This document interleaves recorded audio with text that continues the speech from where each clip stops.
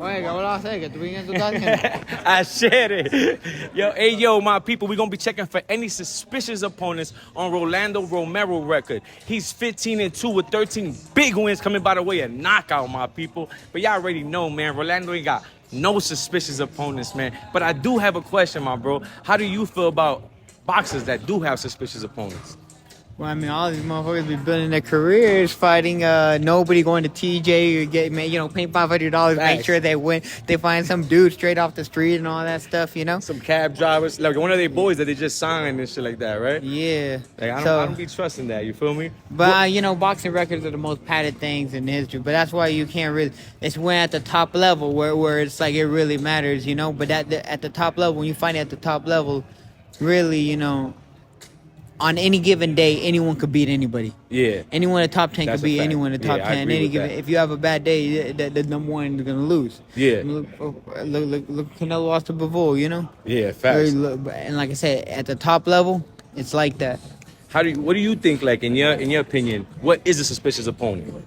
Like somebody 1-3 or somebody like 2-35, or it depends. Like, I mean, 2-35 definitely is ridiculous. But like 1-3, but who's that dude lost and who the dude beat? Exactly. So you gotta look at that dude's record. You gotta look at So once you start looking at it, you look a few level, like for instance, let's say you're fighting a dude that's 17-2, right? Yeah. And his two losses are to some dudes that have a few losses. And all his wins are against some dude, and every one of his wins literally has, like, I don't know, 3 wins and 14 losses, you know? Then, bro, you're fighting a complete bum that doesn't know what the fuck. Yeah, still suspicious. Yeah, I mean, dude, we all know you pay $500 to go get those wins. Yeah, and pay them to, like, fight you, like, because they be doing that too. Yo, fighters be paying other dudes to fight them. No, and not win. only that, and there's specific fighters, I'm not going to say who right now, I'm sure y'all can figure it out, that lost and paid some money and got their shit overturned. Still, in Mexico. Yeah. Nah, we already know who's that. Stop playing with him. We know. So, and it's not just him. It is a good number. But like I said, you see that stuff, you see that stuff a lot, so. Who's the main boxer right now that you know that got the most suspicious opponents, bro? That's good. Well, I mean, dude, you gotta look at it like this too, man. When you're coming up, when you're like, I don't know, 18, 19-year-old kid, you don't want to go fight no fucking 4-5-0 dude or any of that stuff. I respect that, yeah. Yeah, so it's different, But like, motherfucker, you got 30 fights and you still fighting bums? Bro, that's the problem. That's when it becomes wrong. That's what I be saying. Because it's not just about, fighting somebody that's 3 and 10. Like me, bro, I literally skipped from 6 to 12 rounds. I went straight for world title. Yeah, that's a fact. I didn't fucking... Like, you never had 8-rounders and 10-rounders, right? Yeah, everyone fucking ducked and dodged me. This is my first 10-rounder. What the fuck? I fought fucking, 6 12-rounders and this is my first 10-rounder? That's a fact. Most people with 15 fights, like, they still fighting, like, 6 rounds? Yeah. 6, 8?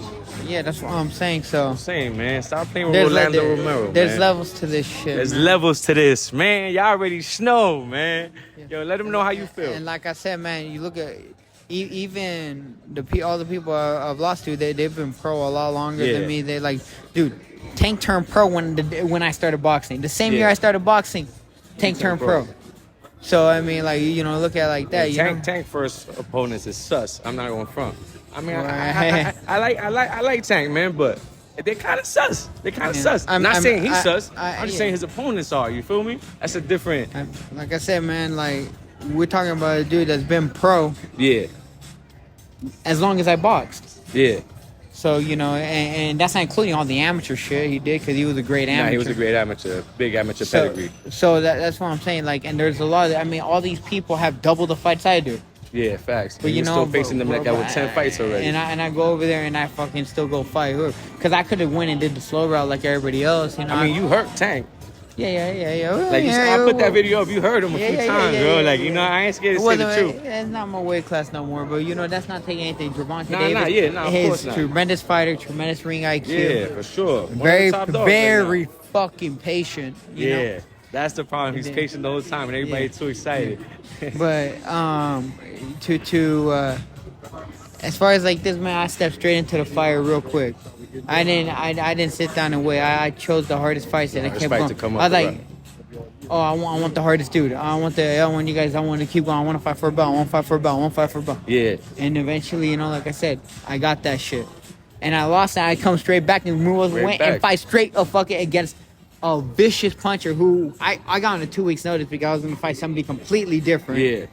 Who, you know, tested positive and stuff like that. That was when you fought Barroso, right? Yeah, and the dude I was going to fight prior Puello, you know, tested positive and all that stuff, you know. So, and I got Broso on a 2 week notice, a complete opposite style of. I went from a dude that can't punch to a dude that punches harder than everybody. And that's his best thing right there. Yeah. His best attribute is knocking out people, man. And that motherfucker, bro, every single punch was a fucking brick. Yeah, you think that's the hardest punch you face? By far, doesn't even compare. That's what's up, though. That's good to know, man. Yo, Rolando, thanks for the interview, man. Man, no, hey, man, I support your channel, man. I really do. Yo, I appreciate that. I really do support it, man. Yeah. Keep exposing all these motherfuckers. You already know, sir. Yeah, good. Yeah, of course. Appreciate it.